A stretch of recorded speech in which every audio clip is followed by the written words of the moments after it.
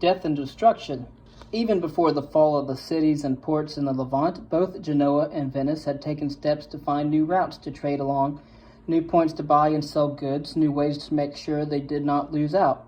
With trade passing through the Holy Land increasingly strangled in the 13th century by the rise in military tensions, both communes established new colonies on the north coast of the Black Sea in the Crimea and the mouth of the Sea of Azov, and in Armenian Cilicia,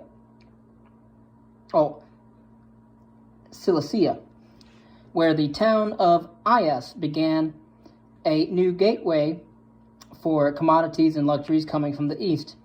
There was a lot of money to be made. Differentials between the price of grain on the north and south coast of the Black Sea provided a perfect opportunity for the city-states to exploit with their huge transport vessels that were able to transport foodstuffs in considerable volumes. These ships also proved useful in moving other goods, such as people. Both the Genoese and the Venetians resumed large-scale slave trading, buying captives to sell onto the Mamluk Egypt, in defiance of attempts by the papacy to ban the trafficking of men, women, and children to Muslim buyers. Old rivalries were hard to set to one side. Genoa had already been shown how far it was willing to go to crush rivals, destroying the Pisan fleet almost in its entirety in 1282, and then refusing to ransom those taken prisoner. Pisa never recovered fully from the blow inflicted by its rival. Among those captured was a certain Rustichello, who spent more than a decade in prison before being joined by a fellow inmate who also was taken hostage during a Genoese naval victory, this time over the Venetians in the Adriatic. Striking up a friendship with him, Rustichello took to writing down his fellow prisoners' memories of his remarkable life and journeys. We have Genoa's brutality and relentless focus on the medieval struggle for power to thank for the recording of Marco Polo's travels.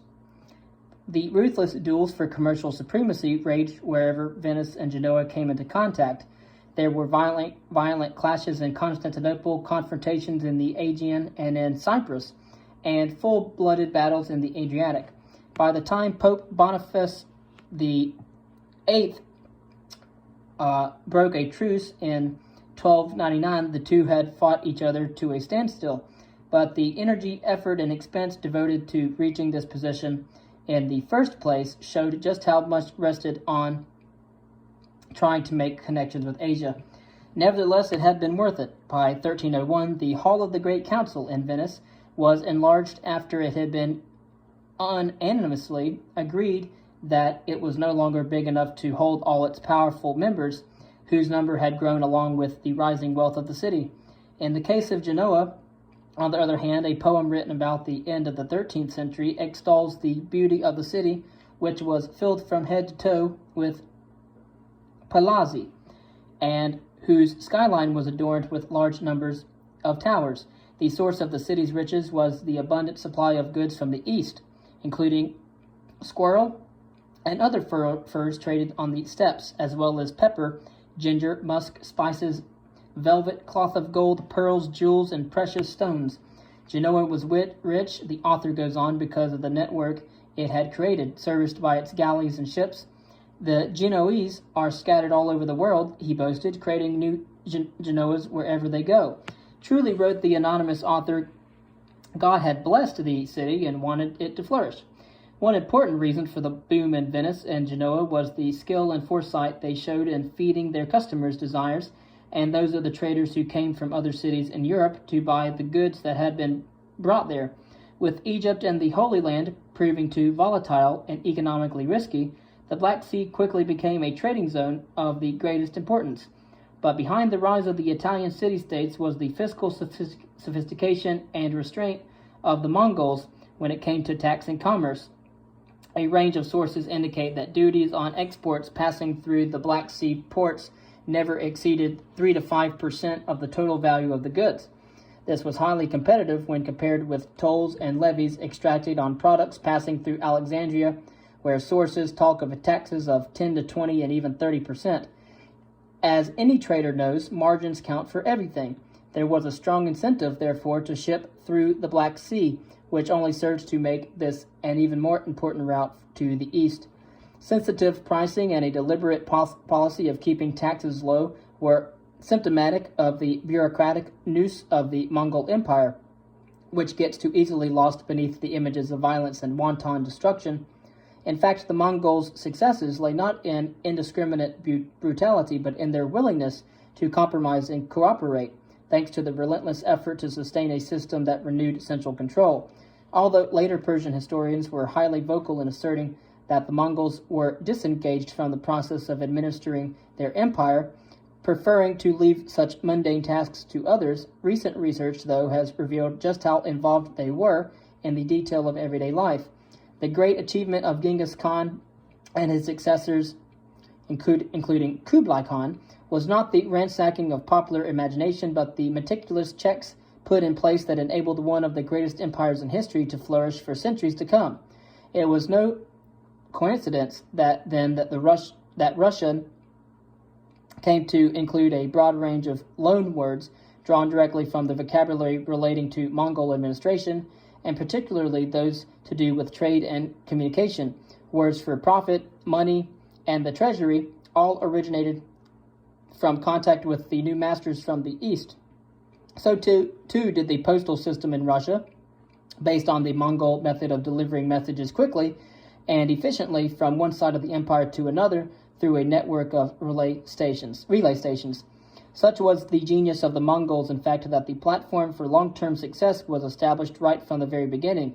As Genghis Khan and his successors expanded their reach, they had to incorporate new peoples within a coherent system.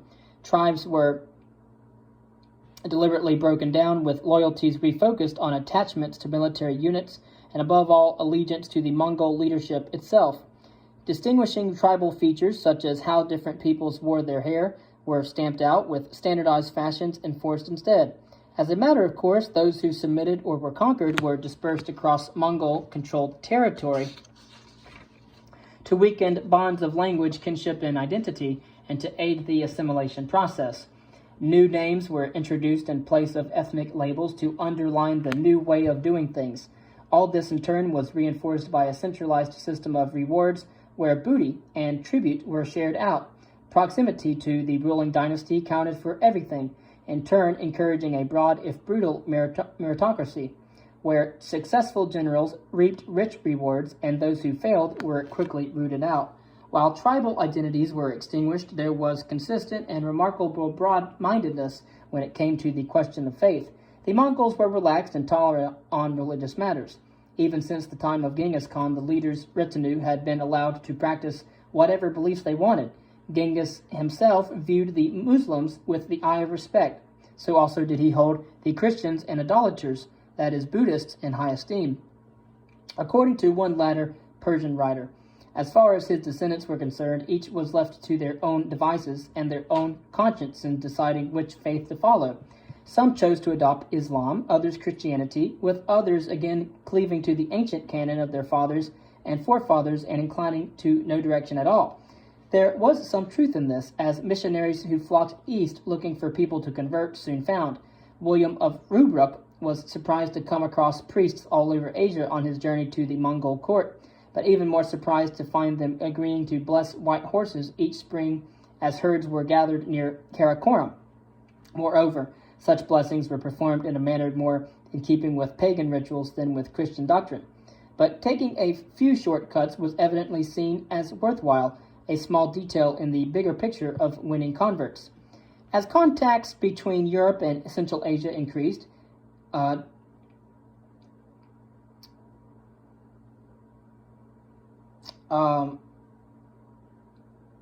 monasteries were founded in northern Persia, such as in Tabriz, which became home to a flourishing community of Franciscan monks.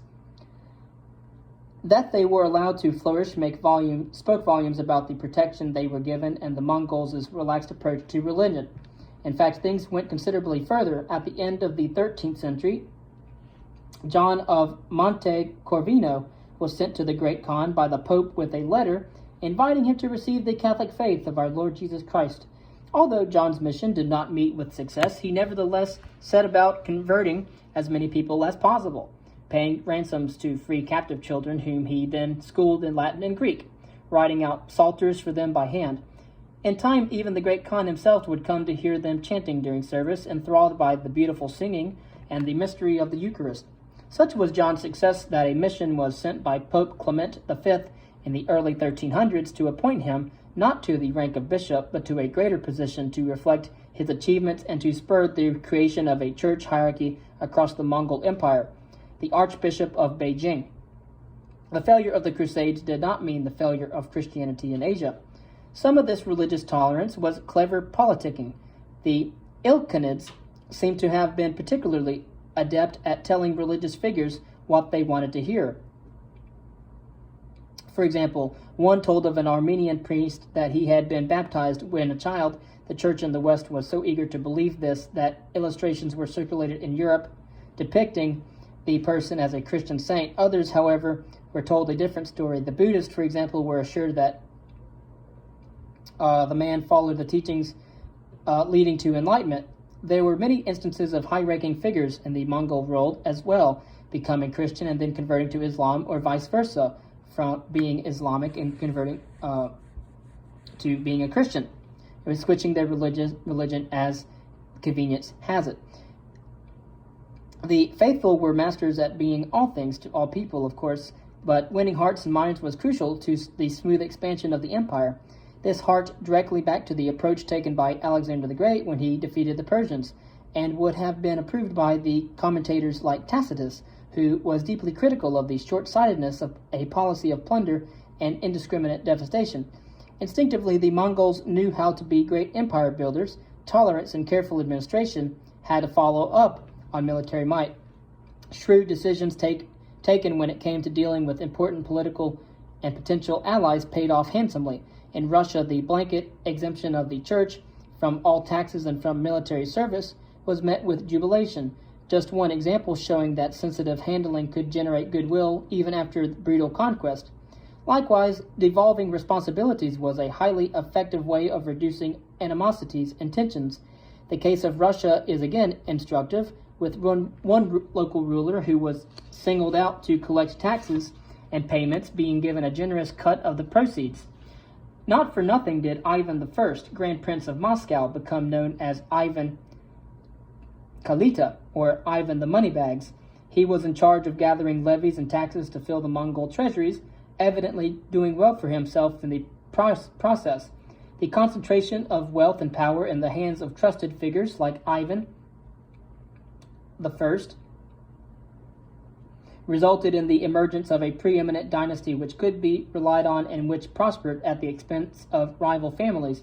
The effects were deep and long-lasting. Some scholars have argued that it was the Mongol system of government that laid the ground for Russia's transformation into a fully fledged autocracy by empowering a small handful of individuals to lord it over the population as well as over their peers.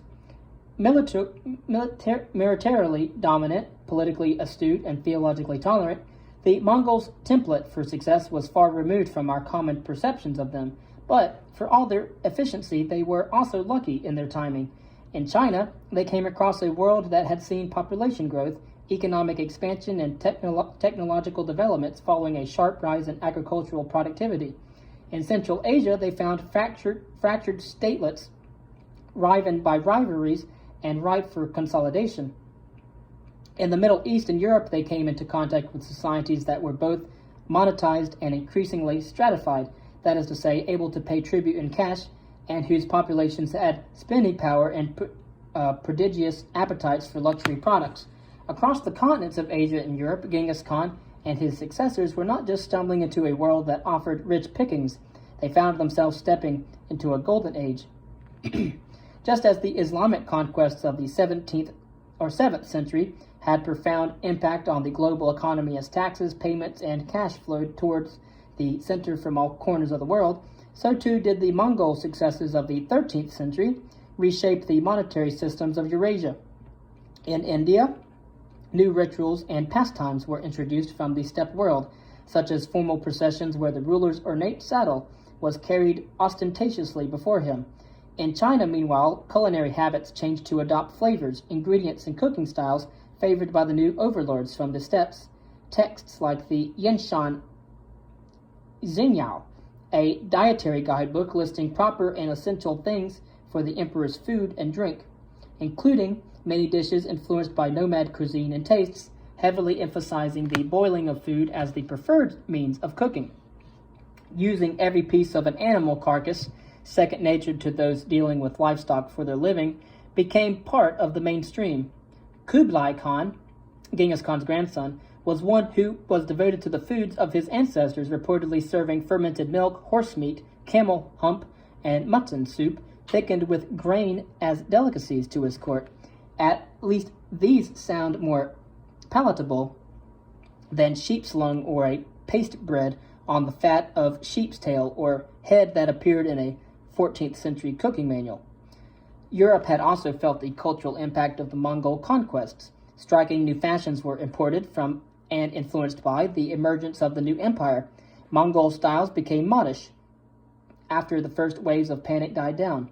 In England, 250 bands of dark blue Tatar cloth were used to make the insignia for the country's oldest and grandest order of chivalry, the Knights of the Garter. At the Cheapside tournament in 1331, the opening ceremony saw men parade dressed in fine Tatar clothing, wearing masks to look like Mongol warriors. Influences from the East even lay behind the most distinctive fashion accessory of the Renaissance across Europe. The conical headgear favored by ladies and so visible in the portraiture of the 14th century onwards appears to have been directly inspired by the distinctive hats worn at the Mongol court in this period. But the Mongol conquest had other, more substantial effects, for they served to transform the economies of Europe. The never-ending stream of envoys being dispatched to the court of the Khans was soon accompanied by missionaries and merchants following in their footsteps. Suddenly, not only the Mongols, but Asia as a whole entered into Europe's field of vision. Tales brought back by travelers were devoured by those eager to find out more about the exotic world that was suddenly coming into focus in the East. The stories were greeted with wonder. There was an island beyond China, according to Marco Polo, where the ruler's palace had golden roofs and golden walls, several inches thick. In India, the same author revealed animal flesh was thrown into steep ravines that were filled with diamonds, but also infested with snakes in order to attract eagles who would then fly down to retrieve the meat, bringing the gems that were impressed into it up with them to be collected later and more easily. Pepper, noted another traveler from this period, came from swamps filled with crocodiles that had to be frightened away by fire. In the accounts of contemporary travelers, the wealth of the East was legendary and stood in sharp contrast to that of Europe. This conclusion should have been neither surprising nor new, however. The themes were familiar from the classical texts that were starting to be read again as society and economy developed in continental Europe, and intellectual curiosity began to return. The reports brought back by Marco Polo and others struck an obvious chord with accounts by Herodotus, Tacitus, Pliny, and even the Song of Solomon of bats using their claws to guard marshes and of venomous flying serpents protecting aromatic trees in Arabia, or of phoenixes building nests of cinnamon and frankincense, which they then filled with other spices. Naturally, the mystique of the East and tales of the dangers involved in gathering goods that were rare and highly prized was closely linked to expectations of the prices of the goods and the prices that those goods would fetch when brought back to Europe. Goods, produce, and spices that were dangerous to make or harvest would naturally be very costly. In order to be better informed, handbooks and compendia started to appear around 1300 on how to travel and trade in Asia, and above all, how to get a fair price. In the first place, you must let your beard grow long and not shave, wrote Francesco Pegolotti, the author of the most famous guide of this period, and be sure to take a guide along for the journey. You will more than make up in savings whatever you pay extra for a good one, he advised. But the most important information he set out was what taxes were due in what locations, what the difference in weights, measures, and coinage were, and what different spices looked like, and how much they were worth. In the medieval world, as in the modern, the point of these guidebooks was to avoid disappointment and to reduce the chances of being taken advantage of by unscrupulous merchants. That Pegolotti himself was not from Venice or Genoa, the two powerhouses of the 13th and 14th century Europe, but from Florence was itself revealing. There were new upstarts eager to get a piece of the action in the East, such as Lucca and Siena, whose traders could be found in Tabriz, Ayaz, and other trading points in the East, buying spices, silks, and fabrics from China, India, and Persia, as well as elsewhere. The sense of new horizons opening up was nowhere better expressed than on the map that hung in the great council hall of the Palazzo Pubblico in Siena. Designed to be rotated by hand, the chart showed the world centered on the Tuscan town, setting out distances, transport networks, and Siena's very own network of agents, contacts, and intermediaries stretching deep into Asia. Even obscure towns in the center of Italy were starting to look to the east for inspiration and profits, and thinking in terms of establishing their own connections to the Silk Roads. Fundamental to European expansion was the stability that the Mongols provided across the whole of Asia. Despite the tensions and rivalries between the different branches of the tribal leadership, the rule of law was fiercely protected when it came to commercial matters. The road system in China, for example, was the envy of visitors who marveled at the administrative measures in peace to provide security for traveling merchants. China is the safest country and best country for the traveler, wrote the 14th century explorer Ibn Battuta. This was a place where a reporting system that apparently accounted for each outsider on a daily basis meant that a man travels for 9 months alone with great wealth and has nothing to fear. It was a view echoed by Pegolotti, who noted that the route from the Black Sea as far as China is perfectly safe, whether by day or by night. This was partly the result of traditional nomad beliefs about the hospitality that should be shown to strangers, but it was also a function of a wider view that commerce should be encouraged. In this sense, the competitive taxes levied on goods passing through the Black Sea found obvious echoes on the other side of Asia, where maritime trade passing through ports on China's Pacific coast also grew thanks to deliberate efforts to increase customs revenues. One area where this proved highly effective was in the export of fabrics, the production of which received a major boost in the 13th and 14th centuries. The textile industries in Nishapur, Herat, and Baghdad were deliberately built up, while the city of Tabriz alone expanded in size by a factor of 4 over the course of just over 100 years to accommodate traders as well as the craftsmen and artisans who were conspicuously well treated in the aftermath of the Mongol conquests. Although there was a near insatiable demand for flying cloth and fabric in markets to the east, increasing quantities were exported to Europe from the late 13th century onwards. Horizons expanded everywhere. In China, ports like Guangzhou had long served as windows onto the world of southern Asia. Such major commercial hubs were well known to Persian traders, Arab geographers, and Muslim travelers who left accounts of bustling street life in towns on the coast as well as in the interior and provided reports of a churning cosmopolitan population. Such was the level of interaction and exchange that Persian and Arabic provided many loan words and idioms still common in modern Chinese.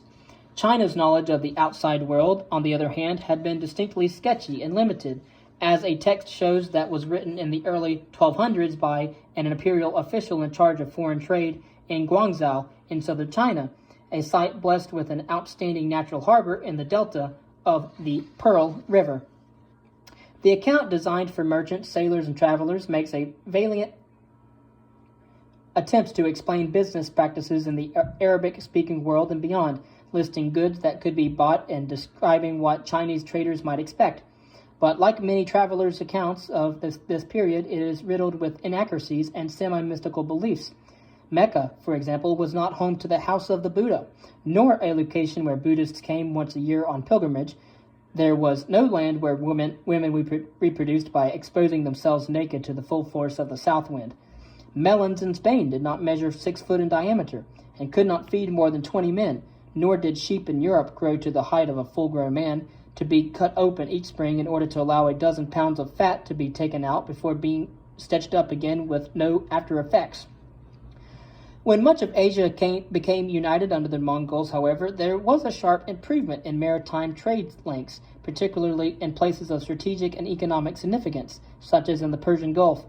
That were subject to extensive oversight by the new authorities, keen to encourage long-distance commercial exchange and boost revenues. As a result, the cultural climate of Guangzhou during the 13th century became far more knowing and less provincial. By the 1270s, the city had become the central port for China's maritime imports and exports. Every ship that set sail for Alexandria with supplies of pepper for Christian lands, reported Marco Polo in the late 13th century, more than 100 put into the Chinese port, a comment that finds a neat echo in Ibn Battua's comments, written soon afterwards, that on his arrival in the city, he saw 100 ships sailing into the Gulf of Guangzhou, as well as innumerable smaller vessels. Commerce in the Mediterranean was large. Trade in the Pacific was huge. We do not have to rely solely on ambiguous or unreliable written sources to establish just how important the city became as a commercial center. A shipwreck from the Bay of Guangzhou, dating to precisely this period, reveals that goods were being imported from all over southern Asia, and in all likelihood from the Persian Gulf and East Africa as well. Pepper, frankincense, glass, and cotton made up just a part of valuable cargo that went down off the coast of China in or soon after 1271. Merchants could be found crossing the South China Sea in ever greater numbers, establishing trading posts in Sumatra, on the Malay Peninsula, and above all on the Malabar coast of southern India, home to the world's great supply of pepper, long established as a favorite commodity in China, as well as in Europe and elsewhere in Asia. By the middle of the 14th century, so many ships were sailing to towns like Calicut that some observers commented that all maritime transport and travel in this part of the Indian subcontinent was being undertaken in Chinese boats. An example of their typical flat-bottom design has been recently identified, wrecked off the coast of Kerala. The lubricant in this long-distance trade was silver, which took on the form of a single currency across Eurasia. One reason for this was the innovation in financial credit in China that had been introduced before Genghis Khan's time, including the introduction of bills of exchange and the use of paper money. Adopted and improved by the Mongols, the effect was the liberation of enormous amounts of silver into the monetary system as new forms of credit caught on. The availability of the precious metal of silver suddenly soared, causing a major correction in its value against gold. In parts of Europe, the value of silver plunged, losing more than half of its value between 1250 and 1338. In London alone, the surge in silver supply allowed the Royal Mint to more than quadruple output between 1278 and 1279 alone. Production rose sharply across Asia as well. In the steppes as well, coin production took off as rulers of the Golden Horde began to strike coins in large quantities. New regions were stimulated too. Japan, which had relied heavily on barter or on payments in products such as rice as an exchange mechanism, shifted to a monetary economy and became increasingly active in long-distance trade. The most pertinent effect that the Mongol conquests had on the transformation of Europe, however, did not come from trade or warfare, culture or currency. It was not just ferocious warriors, goods, precious metals, ideas, and fashion that flowed through the arteries connecting the world. In fact, something else entirely that entered the bloodstream had an even more radical impact: disease. An outbreak of plague surged through Asia, Europe, and Africa, threatening to annihilate millions. The Mongols had not destroyed the world, but it seemed quite possible that the Black Death would. As well as being home to livestock and nomads for thousands of years, the Eurasian steppe also forms one of the world's greatest plague basins, with a sting of linked foci stretching from the Black Sea as far as Manchuria. The ecological conditions of arid and semi-arid landscape lend themselves perfectly to the spread of the bacterium Yersinia pestis, that is transmitted from one host to another principally by fleas through blood feeding. Plague was spread most effectively and quickly by rodent hosts such as rats, although camels could also become infected and play an important role in its transmission, as research closely linked to the Soviet Union's biological warfare program during the Cold War period showed. Although plague can be spread by consuming or handling host tissues or by inhaling infected materials, transmission to humans is most commonly affected by fleas vomiting bacilli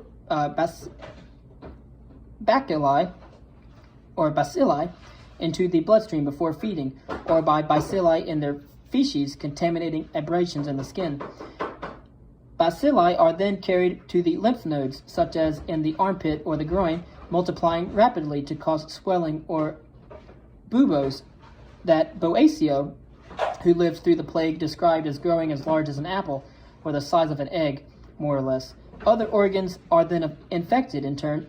Hemorrhaging causes internal bleeding and the distinctive black bags of pus and blood that make the disease as visually terrifying as it is lethal. Modern investigation into Yersinia pestis and plague has made clear the crucial role played by environmental factors to the enzootic cycle, where seemingly insignificant changes can transform the disease from being localized and containable to spreadable on a large scale. Small differentials in temperature and precipitation, for example, can dramatically change the reproductive cycles of fleas, crucial to the development of cycle of the bacterium itself, as well as the behavior of the rodent hosts.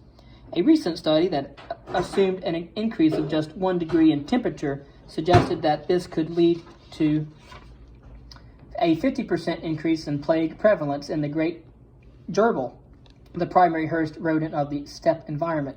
Although it is not clear precisely where the ultimate origin of the disease of the mid-14th century lay, plague spread rapidly in the 1340s as the outbreak moved out of the steppes through Europe, Iran, the Middle East, Egypt, and the Arabian Peninsula.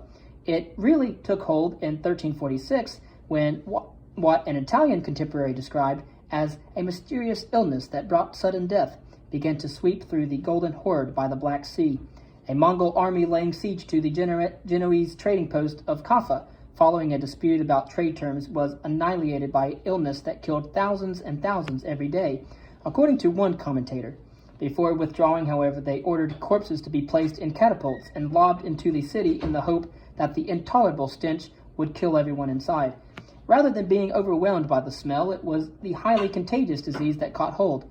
Unknowingly, the Mongols had turned to biological warfare to defeat their enemy.